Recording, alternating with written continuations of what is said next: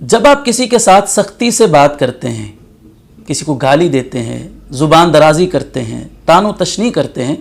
तो आपने महसूस किया होगा कि इससे आपको फ़ायदा कोई नहीं होता और जिसके साथ आप ये सब कुछ कर रहे होते हैं उसको नुकसान भी कोई नहीं होता। लेकिन आप अपनी ज़ुबान को गंदा कर लेते हैं, आपका ज़हन फासिद हो जाता है, आपका अखलाक बिगड़ जाता है और आपकी इस सख्त कलामी से, आपकी बद कलामी से, बद ज़ुबानी से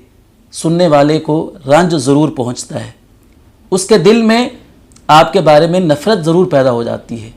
और दूसरे लोग जो आपकी बात अगर सुन लें तो आप उनकी नज़र में भी हकीर बन जाते हैं, उनकी नज़रों से भी गिर जाते हैं। तो याद रखिए, दुनिया का कोई मसला, कोई झगड़ा बद कलामी के साथ कभी भी हल नहीं होता है।